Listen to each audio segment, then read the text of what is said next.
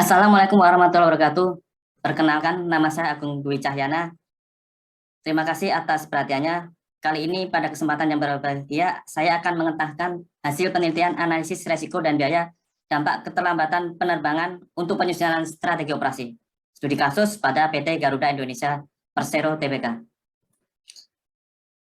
Pendahuluan dalam penelitian kali ini adalah merupakan salah satu bentuk layanan unggul dalam penerbangan adalah kinerja penerbangan tepat waktu atau diukur dengan OTP, on time performance, yaitu merupakan indikator untuk kinerja tersebut.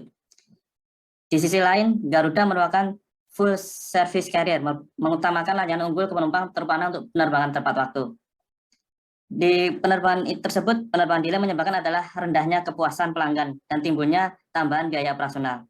Tentu saja, evaluasi biaya operasional sangat diperlukan untuk penyusunan inisiatif program efisiensi biaya. Sebagai rumusan masalah, tentu saja yang kita tahu adalah dampak dari pandemi COVID telah memberikan dampak yang sangat signifikan terutama pada industri penerbangan. Di mana selain itu OTP merupakan kinerja penerbangan waktu hanya diukur dari persentase suatu penerbangan yang tiba tepat waktu. Hal ini belum diukur dari dampak biaya yang ditimbulkan oleh terjadinya suatu delay. Jadi dalam hal ini belum dilakukan disiplin anggaran. Selama ini Garuda belum melakukan evaluasi berkala mengenai dampak biaya penerbangan delay sehingga inisiasi untuk maju program efisiensi biaya penerbangan belum optimal. Pertanyaan yang mendasari dalam penelitian kali ini adalah bagaimana dampak keterlambatan penerbangan terhadap biaya operasional penerbangan. Kemudian bagaimana sebaran resiko dari penyebab keterlambatan penerbangan. Tentu saja kita akan apa saja sih strategi operasi penerbangan yang bisa dijalankan dari hasil pemetaan resiko keterlambatan penerbangan.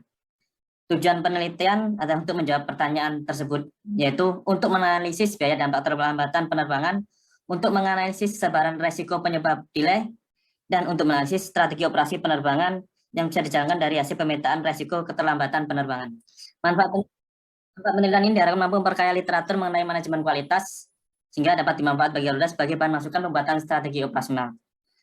Penelitian ini mempunyai keterbatasan, mempunyai lingkup, yaitu menggunakan studi kasus pada Garuda Indonesia dengan membatasi penerbangan pada periode waktu tertentu, yaitu yang kita gunakan periode Januari sampai dengan Juni 2021. Pengukuran dampak dibatasi pada dampak biaya operasional penerbangan. Jadi di luar itu mengenai dampak-dampak di luar biaya operasional, misalkan image, biaya mengenai dampak revenue tidak kita ukur dalam penelitian ini. Penelitian dimulai dari kita tentukan maksud dan tujuan, kita menggali dari literatur ada melalui kajian pustaka, kita kemudian identifikasi kebutuhan data. Nah, dari identifikasi kebutuhan data itu ada beberapa data yang kita perlukan melalui data penerbangan Garuda, data keuangan, dan dokumen standar operasi prosedur atau SOP, dokumen-dokumen SOP perlu kita analisa juga.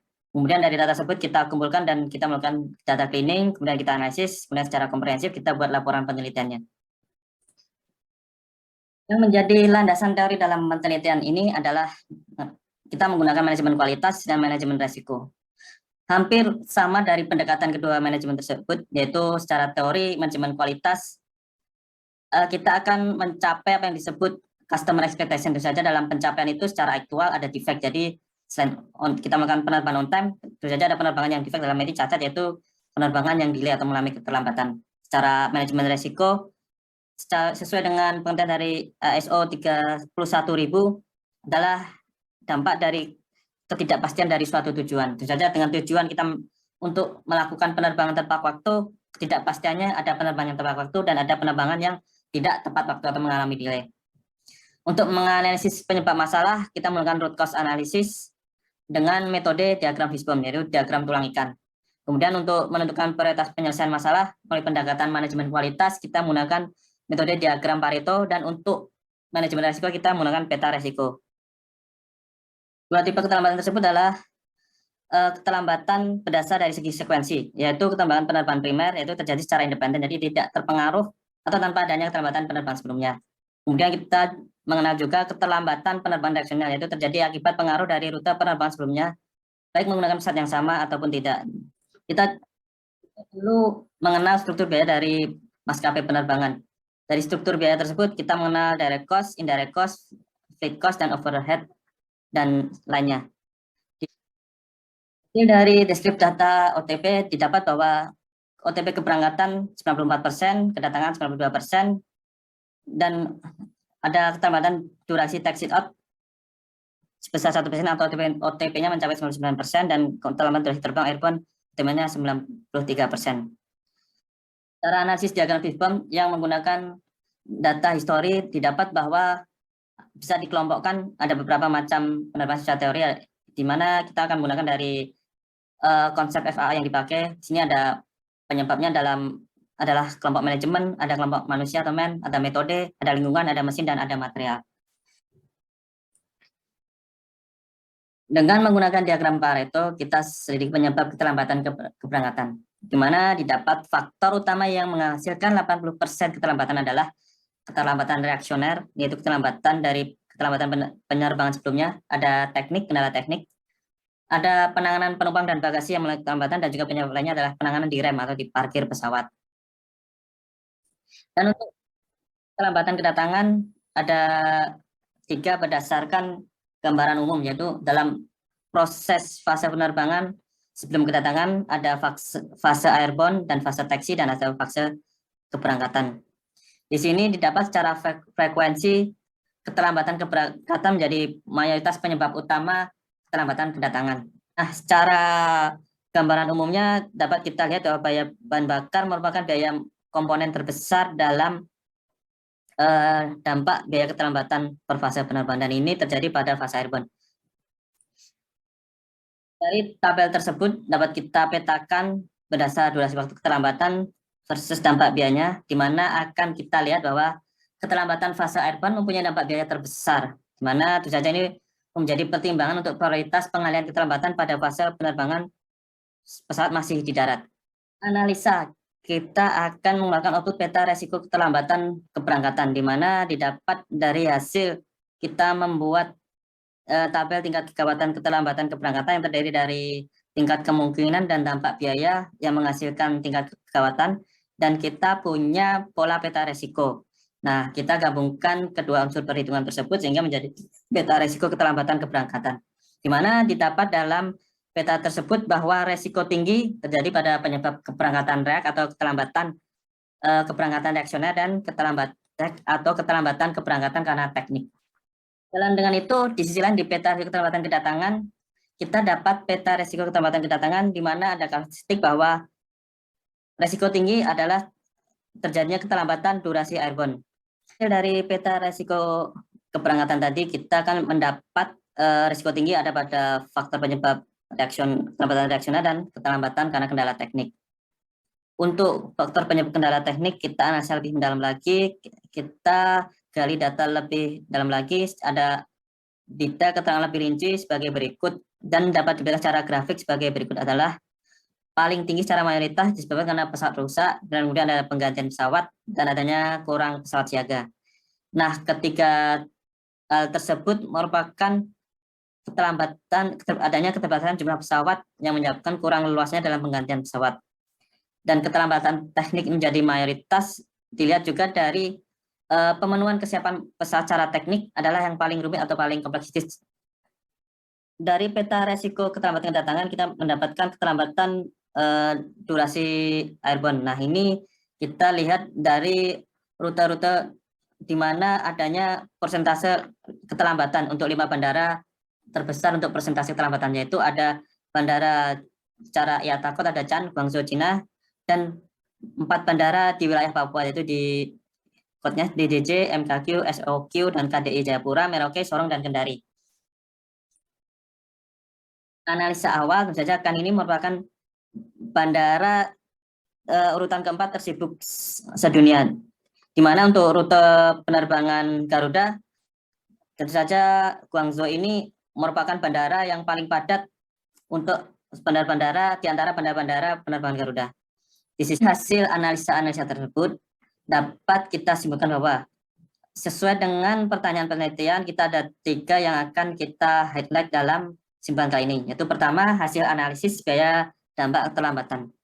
Dampak biaya keterlambatan per menit berbeda tiap fase penerbangan. Fase penerbangan pun punya dampak biaya paling tinggi. Tentu saja ini lebih tinggi daripada fase penerbangan di ground, yaitu di taxi dan fase boarding gate atau keberangkatan. Kemudian hasil perhitungan biaya dampak keterlambatan memberikan perspektif yang berbeda dari sekedar frekuensi keterlambatan atau kinerja tepat waktu. dampak biaya keterlambatan mampu memberikan informasi kinerja operasi dari sudut pandang kinerja biaya operasi. Dua, analisis sebaran resiko penyebab keterlambatan.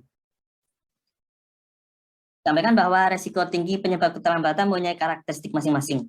Dan teknik menjadi penyebab keterlambatan primer dan reaksioner karena kan mempunyai sifat layanan yang rumit dibanding kendala-kendala penyebab keterlambatan yang lain. Itu saja dalam hubungannya dengan pemasok.